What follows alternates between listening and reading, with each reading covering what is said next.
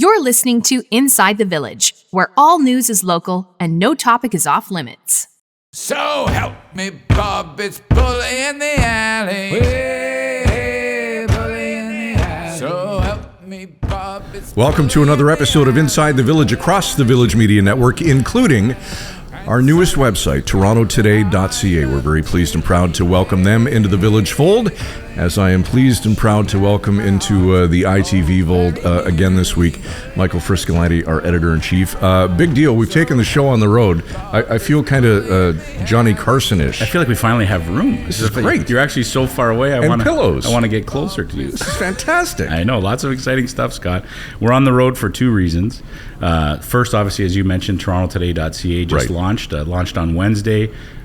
Just a huge success so far. We have an amazing team of journalists in place there, led by our new editor, Alison Smith. And I'm reading it all day, and I'm just loving the journalism they're doing, focused on the downtown core neighborhoods of Toronto. We've basically taken our community journalism model and put it in downtown Toronto, and it's been great. We're getting thousands of subscribers to our newsletter. So if you're looking to check out torontotoday.ca, I would urge you to do it now. You can subscribe to our morning newsletters, this morning newsletter to The Stir, our afternoon newsletter to The Tone. And we're also here for another reason, Scott. Maybe you could tell the backstory. Absolutely. I mean, as part of the launch of Toronto Today, and of course Spaces, you've heard us, speak about that as well. We thought, who could we get on the program to help us celebrate these great milestones? Specifically the launch of Toronto Today.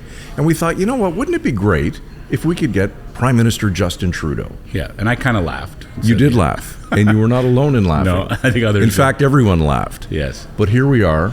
And we are going to be sitting down later on today with the Prime Minister. Tell us a quick story about how this all came together. Well, it's I think it's the age-old adage that don't ask, don't get, and it started with a few emails to the Prime Minister's press office indicating our desire to have him on. Talk about the issues that are concerning to Canadians, and we didn't get an answer. And then, we kept following up a few times. And then we did get a response from their lead press secretary. And he said, you know what, this sounds like a great idea. It's on our radar. And then it just kind of got, tucked aside. And then we realized, man, we're getting close to our 100th episode of Inside the Village, which in itself is hard to believe. And we thought, wouldn't it be great if we could get the Prime Minister to help us celebrate 100 episodes of ITV? So that was the follow-up ask. As it turns out, we couldn't get our schedules to match with the Prime Minister. He's busy, a little busier than we are. Couldn't make it happen, but they've been very kind and gracious in helping it to happen for us today, and that's why we're here in Toronto. And we also have to give a shout out to Deb Kelly, our great editor at Newmarket. No question. Who has also been pushing for months her local MP, saying, you need to get the Prime Minister to come on Inside the Village. It's a great podcast. It goes out to people all over the Ontario who read our local news sites. So she was a huge help too as well, and this all kind of came together in the last week or so. Yeah, it did, and it's amazing the back and forth required to put something of this magnitude together. It's been a lot of phone calls, a lot of emails, a lot of text messages, but here we are, and it's about to happen. And what's crazy is that between the time we had confirmation that the Prime Minister was going to join us about a week ago, there's been quite a bit of news involving the Prime Minister on Parliament Hill, a mini caucus revolt, him insisting he's going to stay on. So there's some news to talk to the Prime Minister about too. There's a lot of news to talk to the Prime Minister about, and it's going to be a great conversation. And it's not going to be a typical outside the House of Commons media scrum for 3 or 4 questions. It's going to be a meaningful sit-down, 30-minute discussion about everything that is currently on the minds of Canadians. Yeah, we're looking forward to it. We're going to hope to bring the same kind of conversations we do to this show every week with the Prime Minister of Canada. So here we go. All right, let's get to it. Prime Minister Justin Trudeau joins us next when Inside the Village returns, right after this.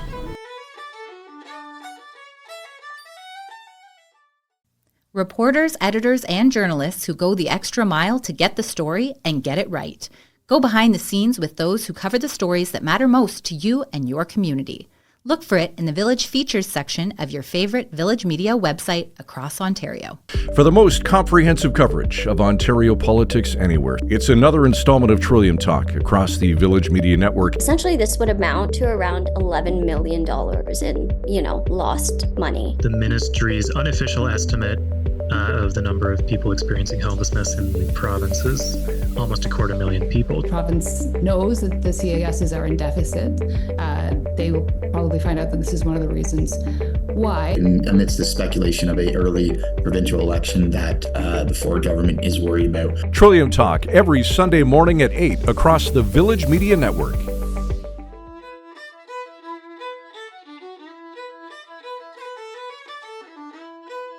Welcome back to Inside the Village across the Village Media Network, including our brand new site, torontotoday.ca. Check it out and sign up for 2 daily newsletters. Again, torontotoday.ca.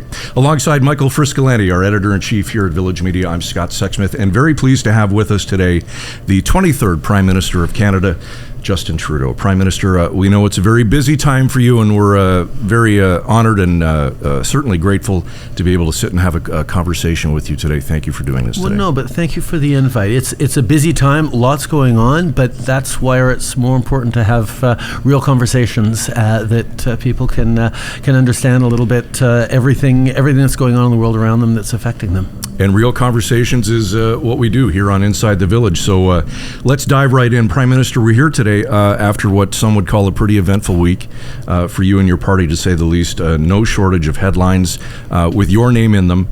During a closed-door caucus meeting just this past Wednesday, a couple dozen of your MPs calling on you to resign as Liberal leader. Can you tell Canadians what was said in that meeting? What did MPs say to you, and more importantly, what was your response to them? Well, one of the important principles in caucus is that we do have frank and open conversations that, as much as possible, stay inside a caucus. So I'm not going to get into too many of the details on it, but I think people understand that there was a lot of questions about how we're going to make sure that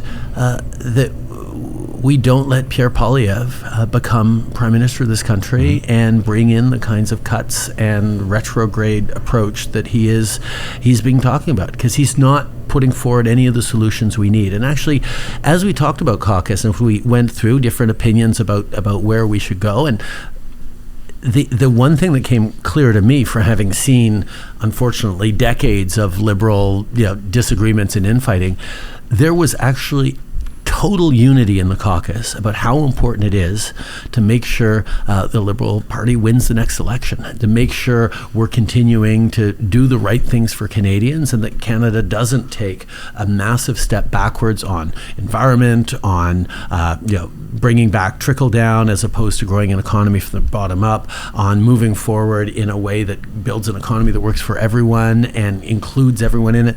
Like, these choices that people are going to make are really, really important. And that's why so many Liberals are very, very passionate about saying, well, listen, we've been behind the polls for quite a while now. Do we need to do something radical to change things?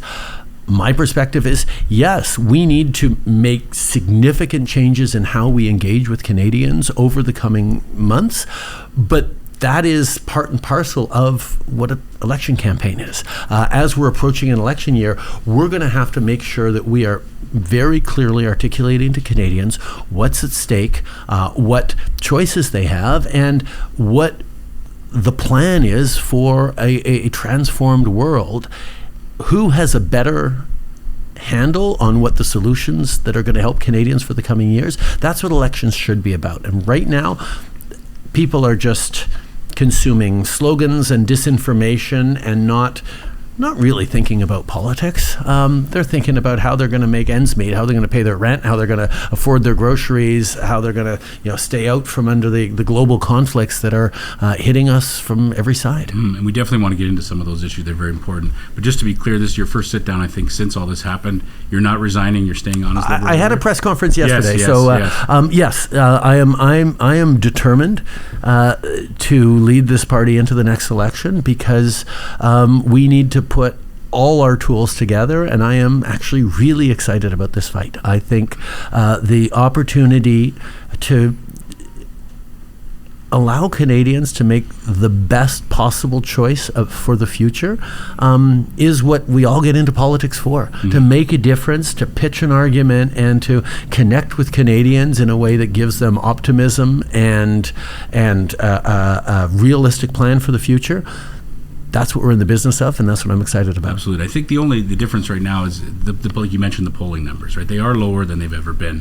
How do you counter that? How do you come out from that? Well, lower than they've ever been. I reminded all my colleagues who got elected first in 2015 that when they signed up to run for the distant third place party in the House of Commons, a long way from ever being able to form government in the eyes of every pundit and every pollster out there. And we pulled off something big by trusting Canadians, by putting forward a better, more responsible plan. It wasn't enough for me to just not be Stephen Harper, because Thomas Mulcair was very much not Stephen Harper and had a lot more seats than I had going into the election. It was about the vision, it was about the plan, and it was about meeting Canadians where they are. Now, Canadians were in a place of much more natural optimism in 2015 than they are right now. We have gone through a series of crises and challenges, from Trump and his attack on Canadian workers and NAFTA, to the pandemic, to the global economic challenges with massive inflation and interest rate hikes, and to the global geopolitical instability of wars and conflicts. Like, people have been knocked around a whole lot. People are scared, and it's really easy, as Polyev has shown, to exploit that fear, to gin up anger and instrumentalize it to try and get people mad at everyone and pointing the blame at whoever they think is responsible. Much harder to propose real solutions, much harder to do the work of actually delivering things that are making a difference. And no matter how much I talk about 1 million Canadians having access to dental care, no matter how much we point out all the electric vehicles that are rolling off assembly lines in Canada, particularly in Ontario, because of investments that this government specifically made, people still haven't sort of connected those dots in a way that says, okay, what do I risk losing in the next election? What do I have the potential to win and to gain in the next election? And that is going to shape people's choice. Because politics is so much about feeling. And I remember when you were first elected, there was that feeling around the hockey rinks where I went that most people were going to vote Justin Trudeau's government. It's a different sense now. At the hockey rink and around the community, you hear people saying, Poilievre's going to get my vote. Were they saying that? They weren't necessarily saying they were voting for me 6 months before the election, though. Like, through the first half of the 2015, and I always worry about going too much. 2015 we did it. But through the entire first half of the 2015 election, we were way behind in the polls. So there wasn't anything automatic or inevitable or even felt on the ground until the last few weeks of the campaign. So Canadians tend to make up their minds later. Right now, absolutely. There's a huge level of frustration that is, a lot of it's pointed at me. A lot of it is directed at me through very clever use of social media and attack ads that we haven't yet responded to. But to prejudge the outcome of an election already is something that I don't think people would be too wise in doing. It's a fair point. Prime Minister, there's no question that there are some people who just quite simply aren't in your corner and want to see some change. And that's fair, right? That's democracy. That's their right. But what I think is different here is there seems to be a segment of people who have taken it to a whole new level. It's now pretty common that we see bumper stickers and flags that say F Trudeau. I don't ever remember seeing an F Harper flag or an F Chrétien flag. This to me isn't politics. This is personal. You must have seen them. It has to bother you. My first thought, and you pointed out well, what has happened over the past years that has brought people to that place of that much anger? Canadian politics and Canadians in general used to be a little more civil around disagreements like that. One of the things we've seen with the phenomenon of amplification of extremist right-wing voices, of misinformation, disinformation online is... No, there's always been those people who have really aggressive negative views. What we've seen is the amplification of that, the taking up space of more and more of that, the organizing, so you get 3 people with flags outside any little community event I do, that makes it much more visible. But I don't think Canadians have actually changed for the most part. I mean, yes, people tend to give folks the benefit of the doubt. If someone's out there in the rain waving an F. Trudeau flag, people are going to say, boy, the Prime Minister must have done really something terrible to upset that person, because we're good people. We sort of say, okay, there must be a reason for you to do that. It seems un-Canadian. It seems un-Canadian to not give people the benefit of the doubt. The problem is right now that there's a silent majority that is a little bit silent and maybe wondering whether it's actually a minority. And you got a lot of good, thoughtful people are saying, I don't have anything personal against the leader, but everyone seems to hate him because I see all these flags, and therefore, he must be on his way out, or he must be unpopular. And it's sort of a self-feeding, particularly in both the media cycles and specifically the social media cycles that we're in, that amplifies itself. And what I am continually reminded of when I have real conversations with people, whether it's in a lunchroom at a plant, or whether it's mainstreaming down a small town, or sitting in a university classroom in the middle of a big city, is people are thoughtful, people are interested, and people are open to having real discussions about the challenges we're facing. I know you're a dad. What about when your kids see it? Do you talk to them about it? When you see an F. Trudeau flag, people don't think about it, but I do. That's my daughter's last name on that flag. That's the last name that my two sons will carry throughout their lives. It's hard for me to think about, how to, make them understand that it's all part of the sacrifice and service that we're choosing to do, that the good things we're doing that is making this world a better place, even if it means I'm skipping their basketball games or not there at the dance recitals or whatever, that it does matter. And that, yes, there are a few people who are very angry out there, but they don't represent everyone. That most Canadians are decent and thoughtful and just trying to make their way through in this country the best way we can, and that the things that we are actually doing as a government, the things that I'm focused on delivering for Canadians to help with affordability, to grow a strong economy to the future, really, really do matter more than a bumper sticker or a cheap slogan shouted out on the floor of the House of Commons. We appreciate that answer. You did talk about how you do interact with Canadians in various different spaces. I know you're the kind of Prime Minister who will walk sometimes to grab some lunch, and you will run into people on the road. I know in Sault Ste. Marie you ran into a steelworker and had a pretty good discussion with a steelworker on his way into work. You must see all kinds. Are you seeing an equal amount, Prime Minister? Do you have someone like the steelworker who are questioning you and have tough questions for you, and a lot of people, some supporting you? Well, I've actually made it a bit of a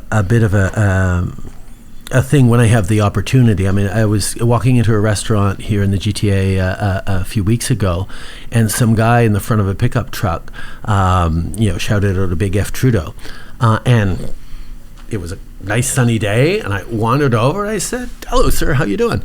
And he's like, "Oh, no, I don't want to talk to you. Can I just know why you're so upset at me?" He goes, "You impose vaccines on us and you're trying to poison us."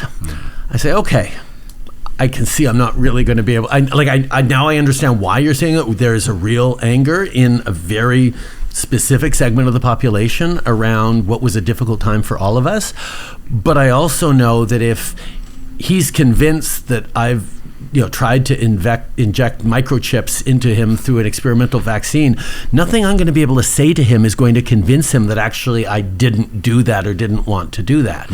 What was interesting in that dynamic was the guy beside him in the truck.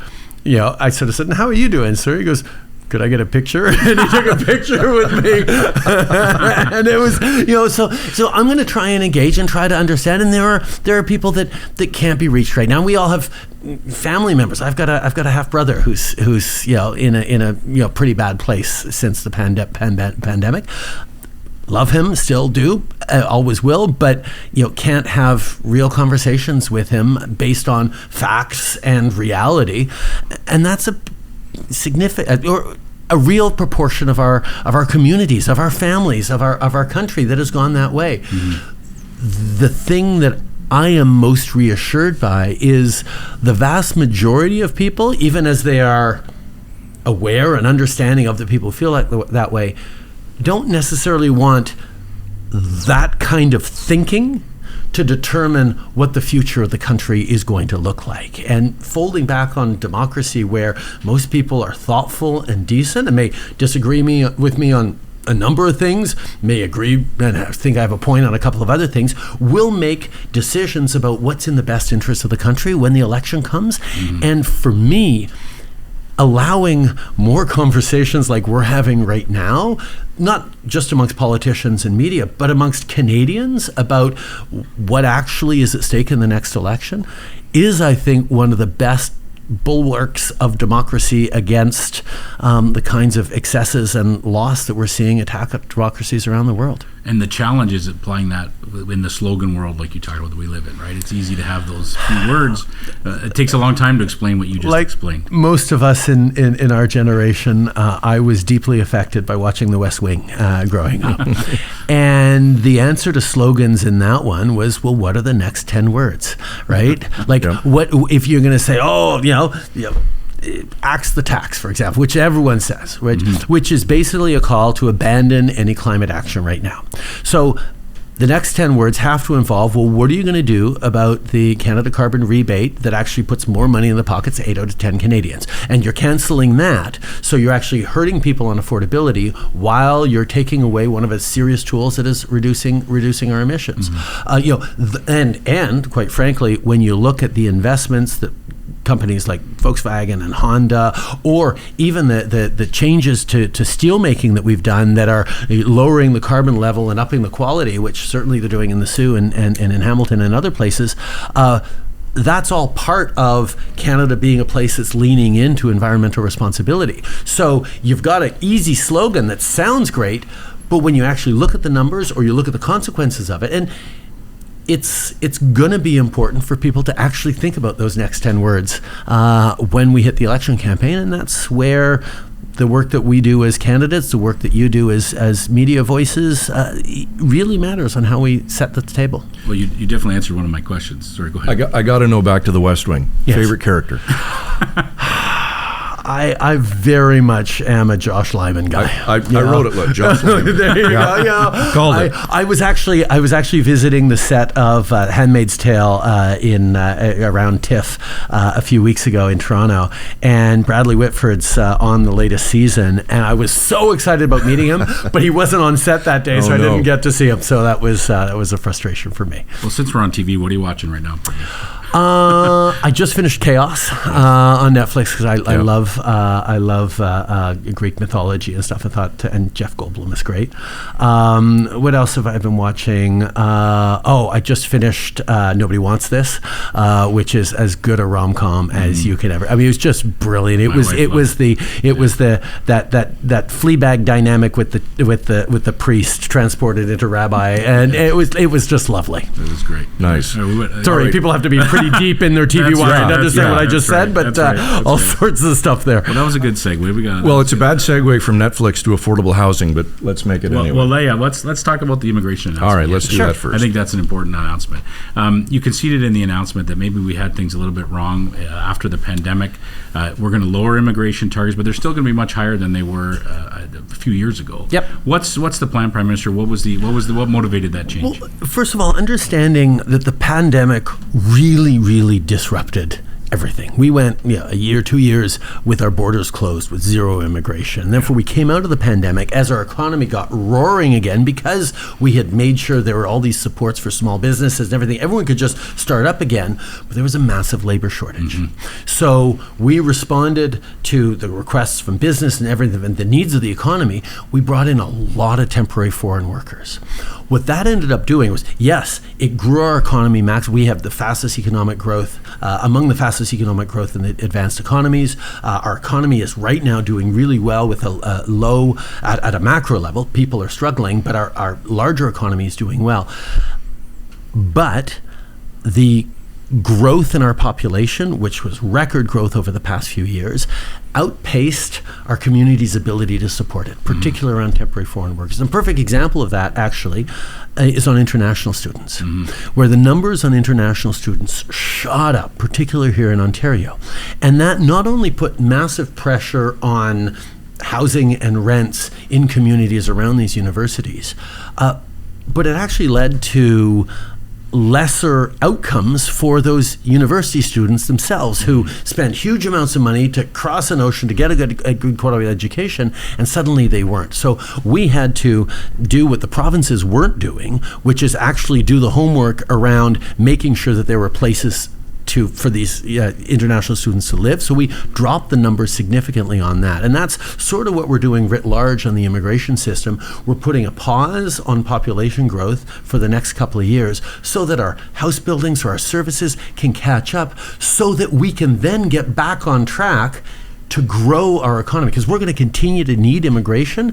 And right now, for Canadians to say, oh, I'm kind of worried about immigration numbers, that's not something we've seen in Canada in the past. Yes. It's something that has always been an advantage for Canada, that people know immigration is good for growth.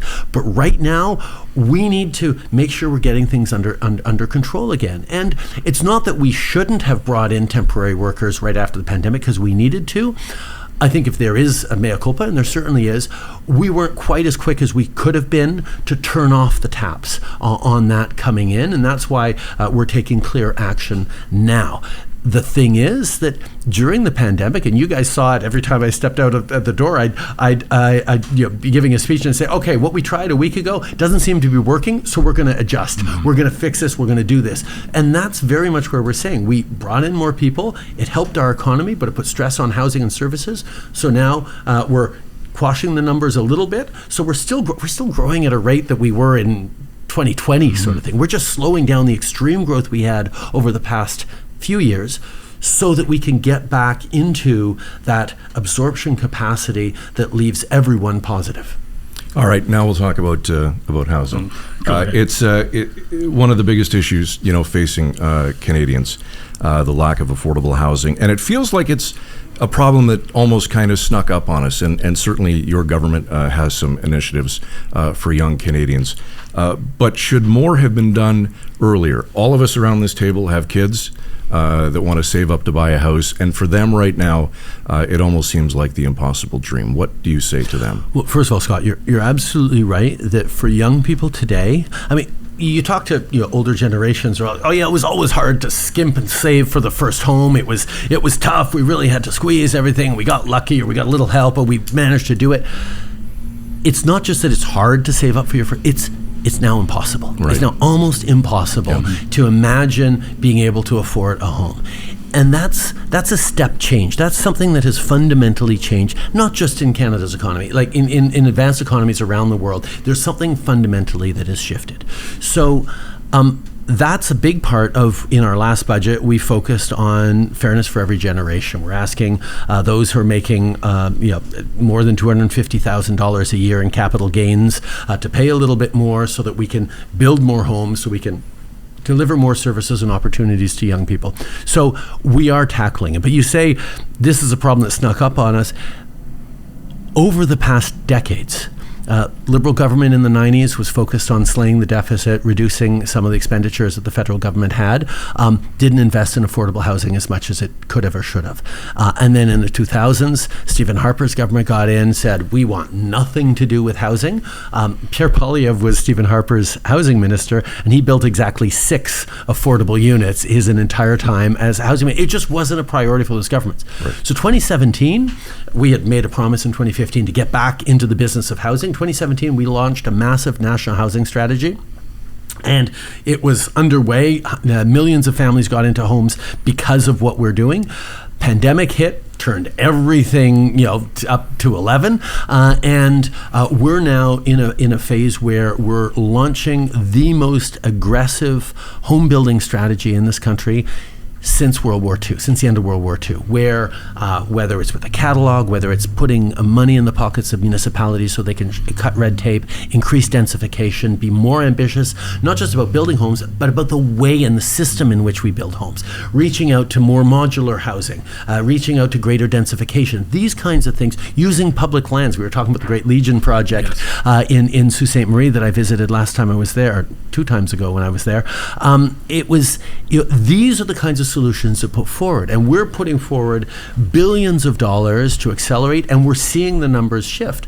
But that's a great example of where there is a real contrast, where the Poilievre plan on housing is to withhold money from municipalities unless they build more housing.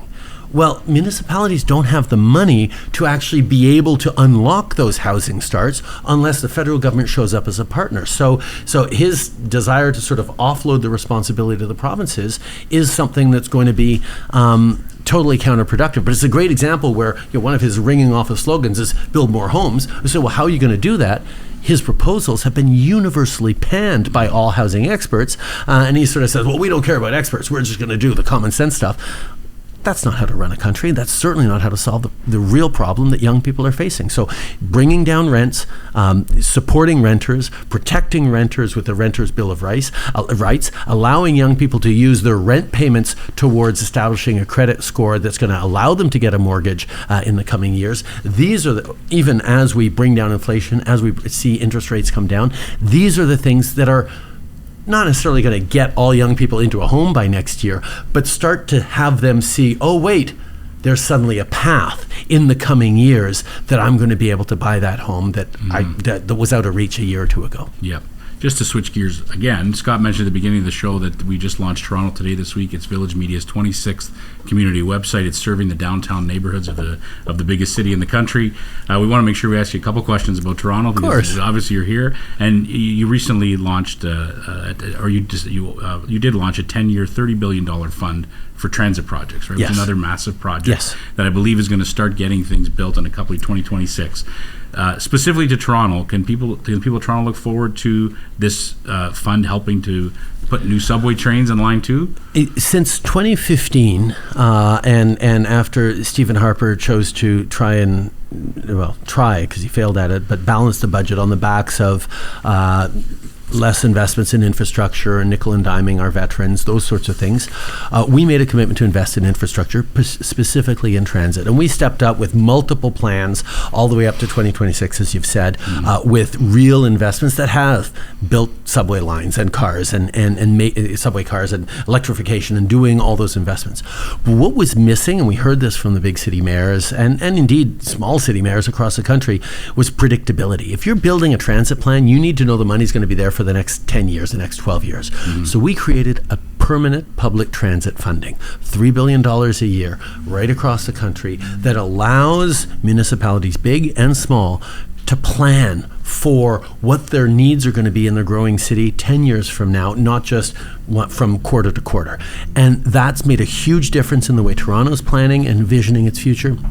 But it's also, I was having a conversation with the mayor in Sault Ste. Marie about that just last week, or a few weeks ago, on how we're investing in transit there. All right, I want to ask a serious question about Toronto. Let's talk Taylor Swift. Okay, I was worried it was going to be the Leafs for a sec, but no, we don't have time to have that discussion. Last summer, Prime Minister, you tweeted to Taylor Swift when she announced that her Eras tour would not include any Canadian stops. Then a month later, she adds 6 Toronto dates. How much did you have to do with that? Did you talk to Taylor Swift? What was your influence? Listen, I know how many Canadians are impassioned Swifties, and seeing it as a significant oversight. I have to admit, I don't know how much of, if I was a good politician, I'd take full credit for it. The reality is, I don't know how much of a difference my tweet made. I think if it drew attention to the fact that there were so many Swifties who wanted shows up here that she would respond to, and that she did, then I'm happy to have played a small role in that. All right, full disclosure, do you have tickets or are you going? I'm still trying to figure it out. All right. I know we only have about 5 minutes left, Yeah, so yeah. I'll let you take the next one. Okay, we're going to switch gears again, Prime Minister. As you know, there's a pretty big election coming up south of the border of the United States. It's a massive election, a lot of things at stake. We have to ask, I mean, are you rooting for somebody? Listen, I have been very careful about making sure that Americans know that this is their choice to make, and my job as a Canadian Prime Minister is to stand up for Canada whoever they elect. Obviously, we did go through 4 years of Donald Trump before. His attack on steel workers, on aluminum workers, on Canadian farmers is well documented. We were able to renegotiate our NAFTA and protect it in ways that has worked for the Canadian economy. We will continue to stand up for things as necessary. We know also that even the Democrats, even Kamala Harris, have certain protectionist tendencies as well, and that's par for the course. That means we're going to be needing to stand up for Canadian jobs as well. So one of the things I reflect on is it looks like the election will be so close to a certain extent that many of the factors that we're going to be struggling with in the future will be struggling with independently of who actually ends up sitting in the White House, and having that steady approach that is there to substantively protect Canadian interests, which is the foundational job of any Canadian Prime Minister, is what I'll be doing. All right. Finally, Prime Minister, life after politics.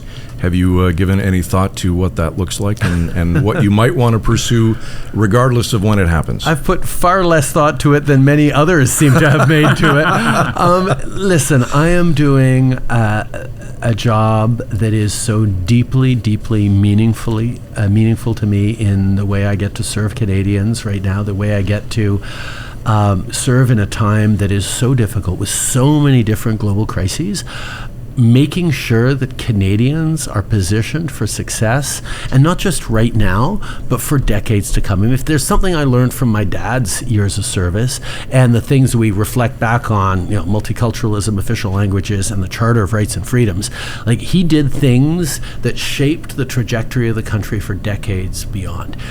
Everything that I've reflected on, everything that we've done over the past 9 years has been focused on the long term. Yes, the Canada Child Benefit immediately put hundreds of dollars into the pockets of middle income and low income families, and that makes an immediate moment. But all those kids who will have grown up in households that had a little more money for new shoes or after-school programs or better food will have better outcomes for the rest of their lives. The childcare investments we're making, getting it down to $10 a day everywhere except Ontario, it seems, where we're still fighting with Doug Ford on this, and pushing for access to childcare, that's going to make huge impacts right now, but also for the long term. Dental care, 1 million people getting dental care that they couldn't afford before, takes a huge burden off of our healthcare system right now, because oral health is health, but it also leads to better outcomes for the rest of their lives from kids who've gotten the right dental care when they're little, or seniors who don't fight with the long-term problems that come in from bad. Like, these are the things that we're focused on doing in ways that are sustainable. Canada has the lowest deficit of any of the G7 countries right now. We have the best debt as a size of our economy of any of the G7 countries. We are predicted to be the fastest growing economy in the coming years, even faster than the United States, because we've been investing responsibly in people. And we've seen inflation come down because of it. We've seen interest rates come down because of it. So managing the economy is super important, has always been a priority for us. But the best way to manage the economy, manage Canadians, support Canadians in their success. That's what's driving me. That's why I'm doing this job. And that's why I'm not really thinking about what I might do afterwards, except spend a lot more time with my kids. Good for you. All right. I know we've been trying to schedule this and make this happen for a long time, and I'm glad that we were able to do it today and spend this time. So thank you. Am I. Thank you, Scott. Prime Minister Justin Trudeau. ITV at villagemedia.ca. Any questions, feel free to reach out anytime. On behalf of Michael Friscolanti, Editor-in-Chief here at Village Media, I'm Scott Sexsmith. Thanks for watching. We'll see you next time on Inside the Village. You've been listening to Inside the Village. Frisco and Scott's Wardrobe, provided in part by Moores, Sault Ste. Marie.